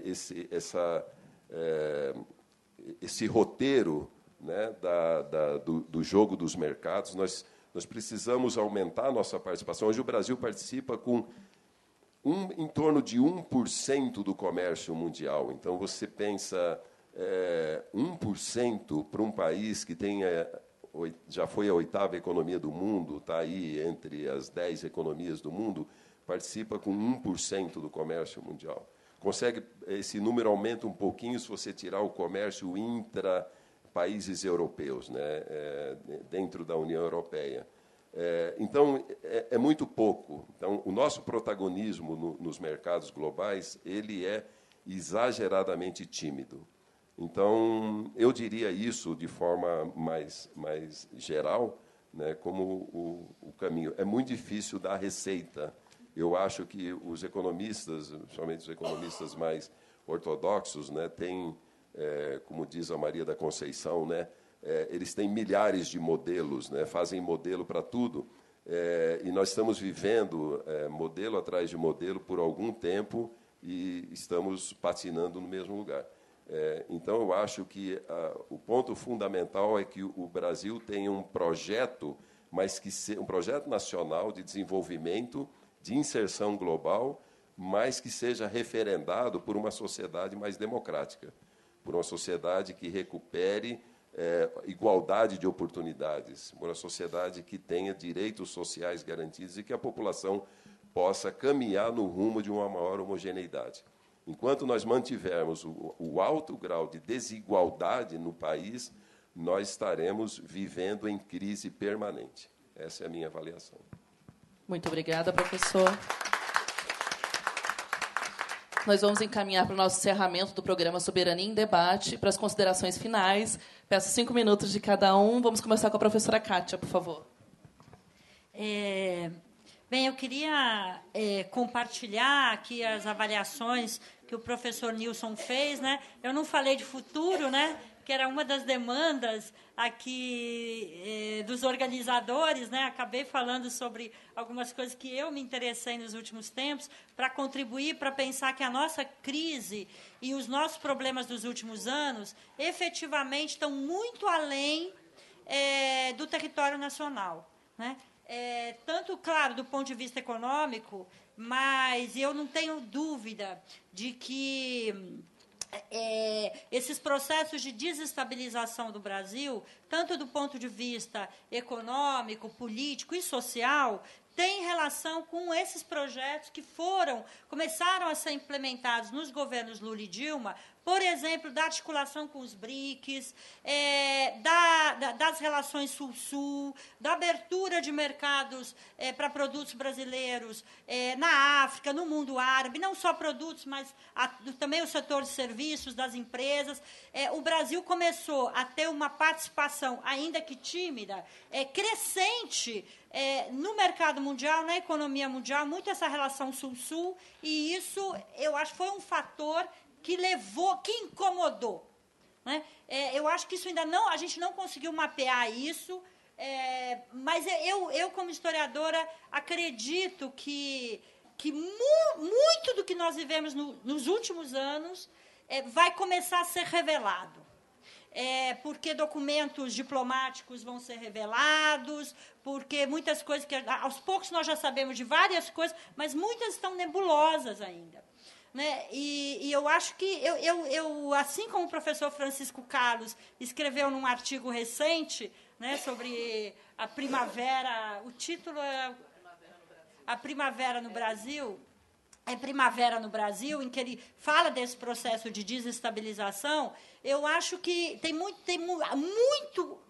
que a gente não compreendeu mesmo, mas não vai chegar um momento em que nós vamos saber de muitas coisas, assim como aconteceu com o golpe de 64, que muito do que aconteceu naquele momento, durante o governo João Goulart e no processo do golpe, nós só ficamos sabendo posteriormente. Acho que isso vai acontecer em relação aos últimos anos, e essas articulações internacionais elas vão ficar mais claras. O que nós sabemos agora é ainda algo muito incipiente.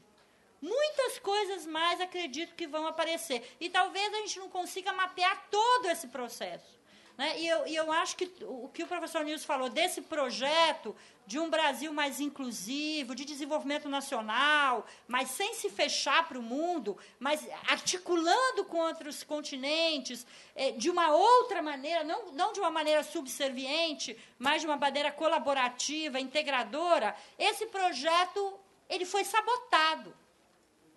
Houve uma sabotagem desse projeto. E nós estamos vivendo essa sabotagem.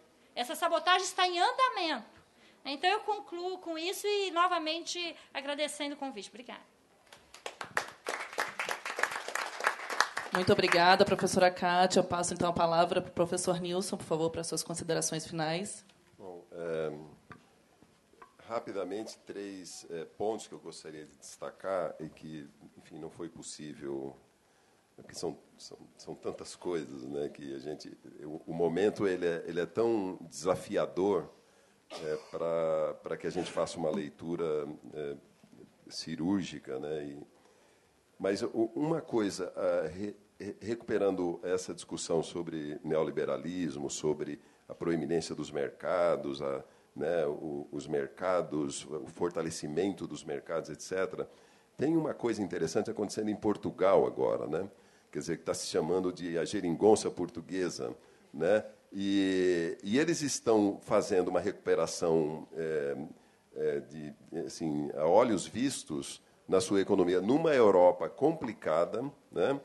E estão botando a economia para crescer com um papel decisivo do Estado através de política industrial, de políticas que conduzem a essa recuperação.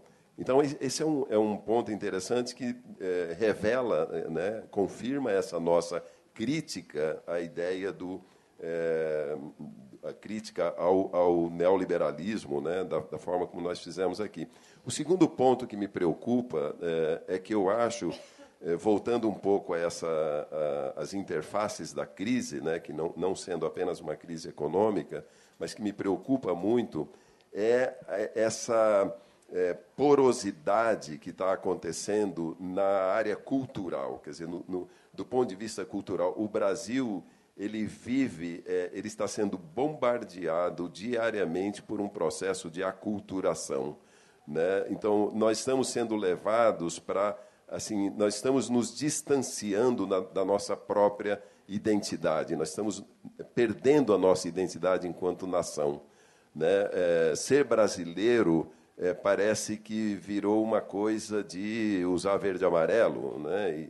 Quer dizer, não é isso, né? A cultura brasileira, a língua portuguesa, né? Ela está sendo corroída, né, diariamente né, em todos os níveis, né, em todos os espaços, né? Não é apenas na mídia, não é no comércio, né? Nós já não falamos mais liquidação, né? Também na academia, principalmente na academia, né? A academia hoje ela está se voltando cada vez mais para a necessidade de se produzir, publicar em inglês e esquecendo que nós temos uma necessidade de conexão com a própria América Latina, né? A nossa identidade latino-americana foi esquecida, né? Então, esse é um ponto que eu gostaria também de mencionar. E o último é que a articulação que se formou durante o golpe, ela colocou interesses que são interesses que devem ser preservados, por exemplo, da indústria, né, associados ao interesse do capital financeiro e associados a uma oligarquia rural, atrasada, né? Então, eu torço muito para que isso se quebre, né? Eu acho que é preciso que haja fissuras e que os empresários eles descubram a necessidade e passem a reconhecer a necessidade de valorizar políticas industriais que vão promover a sua maior competitividade e a sua própria sobrevivência.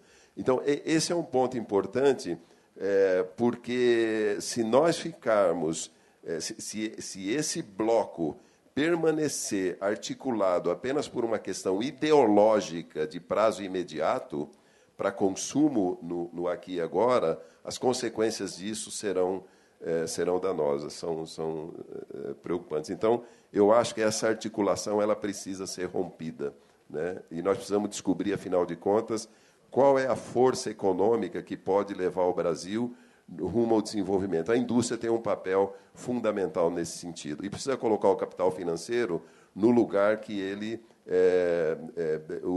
deve ocupar, né, do ponto de vista de dar suporte para a competitividade da indústria.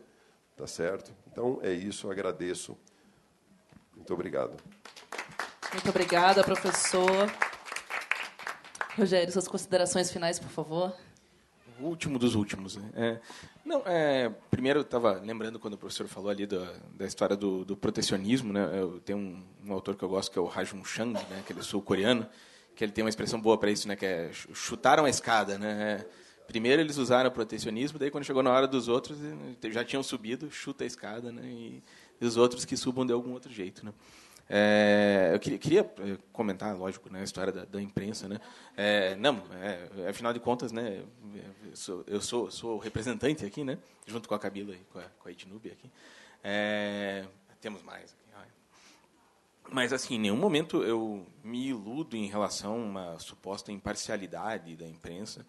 E acho que seria, inclusive, eu sei que, inclusive, não foi o que a senhora falou, mas não, acho que seria até tolo medir a imprensa por essa régua, porque nada nesse mundo é imparcial, no mundo das humanas, né? Todo mundo, no primeiro dia de jornalismo, você tem essa aula, né? E na história, o historiador tem o mesmo problema, né? Ele tem sempre um ponto de que ele parte, ideológico, social, cultural. Mas o que eu acho e que, embora eu não seja nenhum ingênuo nesse sentido, assim, eu acho que deslegitimar a imprensa pelo fato de ela ser ligada a certos setores econômicos, sociais, mais conservadores ou mais liberais, etc., eu acho que, às vezes, é um engano tão grave quanto deslegitimar a academia dizendo que ela é um antro de comunistas, como, às vezes, alguns colunistas mais afobados da direita dizem. Assim, eu acho que assim as coisas não são tão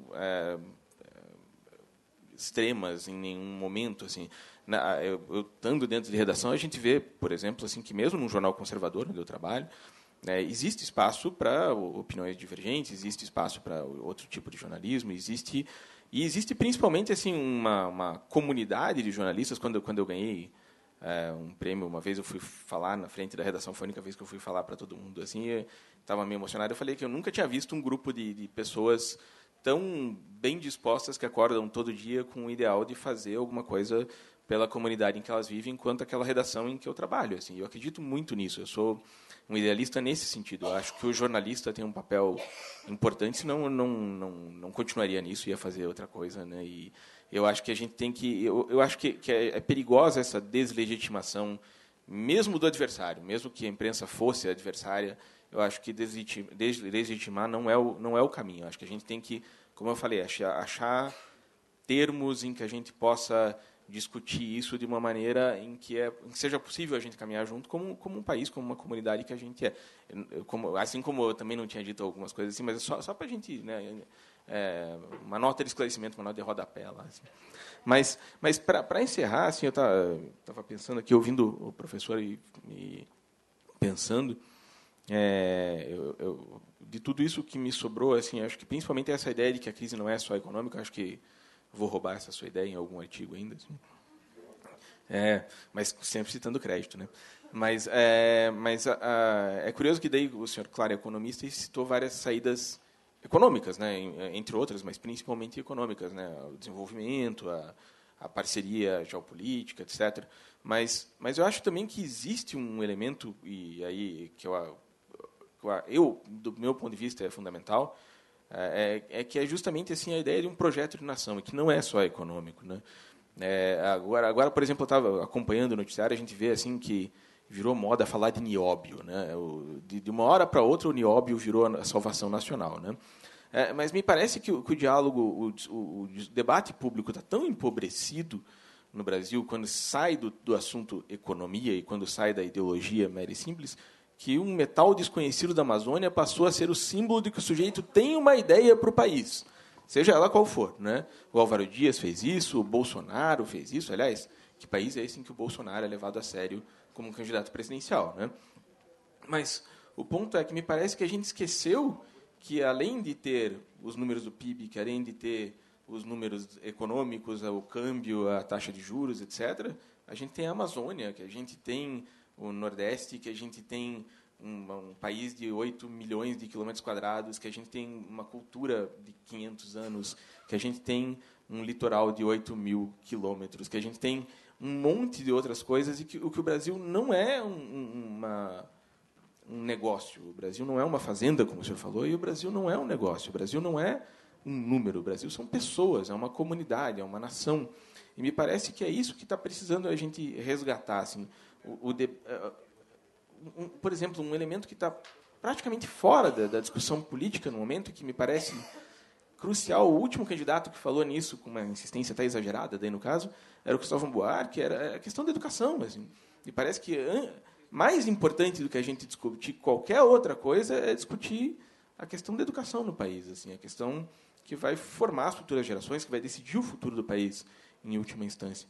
Mas só para encerrar e terminar num ponto de concordância, que acho que todos nós temos aqui, e eu, como alguém que estuda John Rawls, né, no mestrado, no doutorado, assim, eu não posso deixar de concordar com o senhor que acho que o maior problema imediato do país, e que a gente tem como principal tarefa, assim, é a miséria, a desigualdade, porque essa história de que a pobreza é culpa dos pobres, do trickle down, e do que o sujeito é pobre porque ele não se esforça, etc. Assim, isso é de uma crueldade tremenda. Eu escrevi essa semana um texto que foi muito lido assim, e fui muito criticado por ele, inclusive, também, que é a história de um casamento que vai ter aqui em Curitiba amanhã, né, que é a filha do ministro Ricardo Barros, vai fazer um casamento em que deformaram um prédio do patrimônio público temporariamente aqui em Curitiba, e a gente foi atrás da lista de presentes de casamento dela. Ela está pedindo taças de R$10 mil, uma garrafa térmica de prata de R$2.300,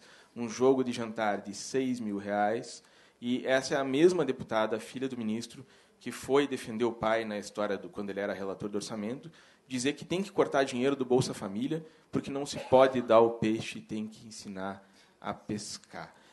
Eu imagino que, em vez de uma garrafa térmica, ela devia pedir uma vara de pescar no casamento, então, porque ela, obviamente, teve tudo de bandeja a vida toda, e é uma crueldade que a nossa elite faça esse discurso, insista nesse discurso, quando tem gente vivendo nesse luxo absurdo, uma ostentação que parece até um escárnio com o restante da população. Eu acho que essa desigualdade é cruel, ela é assim uma coisa que qualquer um de nós que está aqui não tem como dormir direito sem pensar nisso. Eu acho que é o desafio número 1 da nossa sociedade. A gente já está pensando muito mais nisso do que em outras coisas, me parece.